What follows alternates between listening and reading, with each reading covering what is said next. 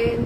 Ano po ang inyong ginagawa? Ano po ang nagkakabisihan nyo? Tayo po ay busy sa kitchen as usual. So, let's go in. Kunin po natin ang ating pork steak. Makapal po siya. So, kailangan i-pound natin siya ng ating pounder para po hindi siya tumalsik. Kaya po tayo gumagamit ng ating cling wrap. So, palalakahin lang naman po natin siya at paninigisin para lumambot po siya. Ayan. Ayan, may kalamansi po tayo. 1 tablespoon of sugar.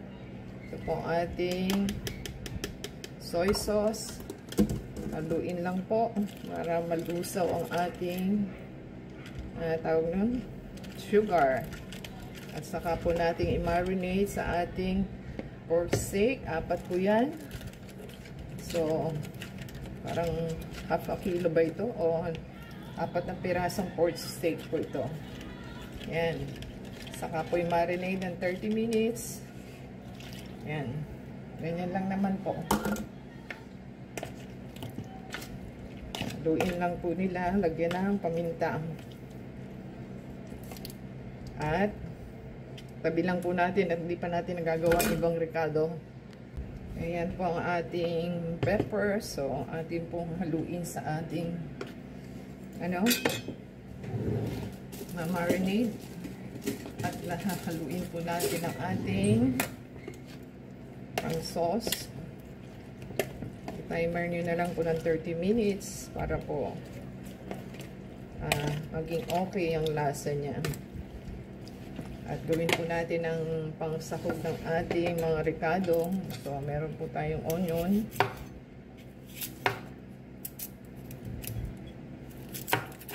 I-round lang po natin siya. Ganon. Saka nyo alisin yung inyong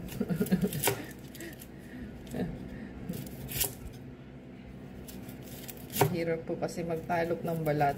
So, yan. Kain po natin at ating talupan. At tanggalin nyo po sa rings para mas makuha natin ang ating mga rings. Yan.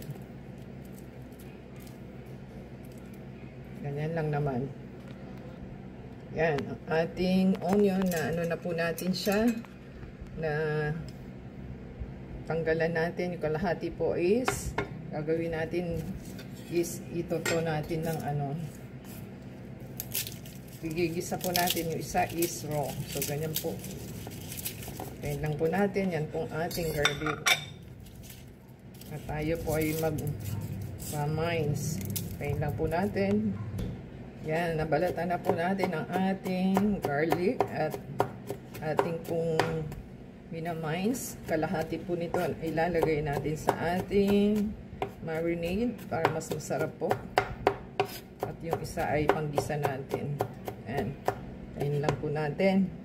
So, ayan na po ang ating kalahati. Ilagay po natin sa ating sauce na minamarinade para masarap po siya at malasa kahit pork yan.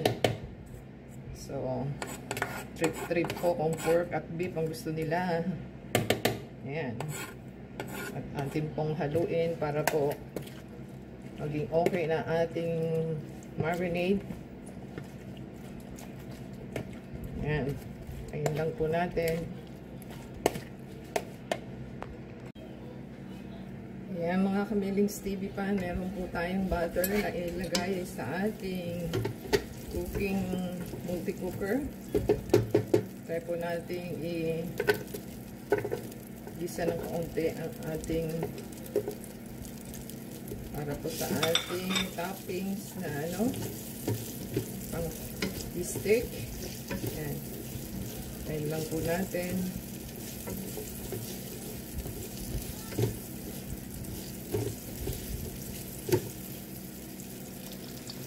Ayan, tuloy na po natin at atin na pong i-stir fry ang ating pork sa ating butter para mas masarap siya. Ayun lang po natin. Ayan, kunin po natin ang ating mga pork steak. At ating po siyang i-stir fry.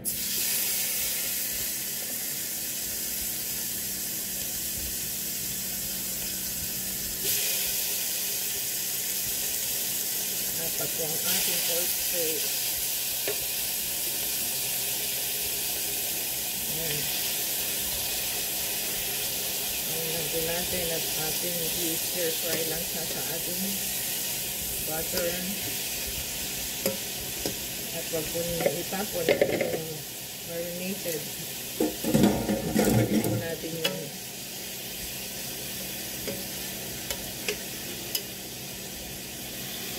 Yan, silipin po natin na ating i-stir fry na pork. So, ganyan lang naman siya.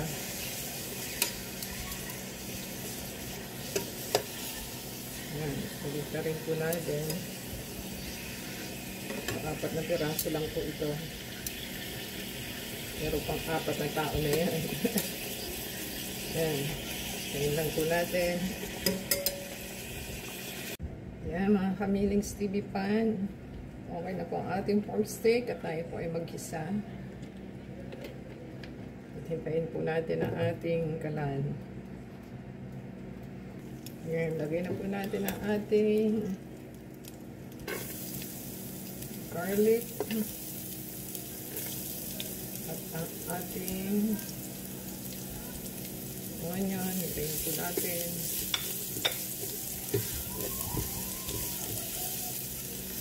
Yan, lagay na po natin ang ating onion.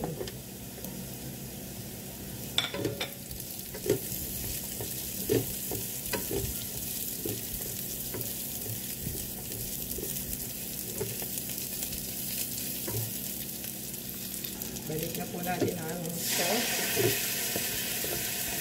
Ating marinade. Balik po natin ang ating pork steak.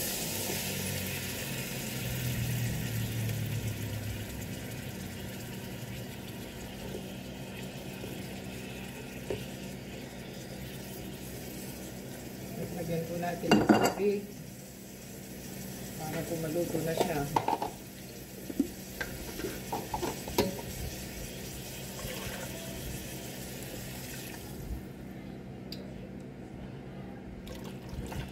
Try po natin ito para naluto ng gusto ang ating pork kasi matagal po ito, 30 minutes. So orasan na lang po natin. Ngayon na po natin. Ayan mga kamilings TV fan, pwede na po natin i-off ang ating kalan at ilagay na po natin ang ating toppings na garlic na onion. So, ayan na po ang ating finale. Paki-thumbs up po and comment down below kung nagustuhan nila ang ating sarap na pagkain. And add us to Facebook, Twitter, TikTok, and Instagram. Until next time, God bless everyone. Ciao!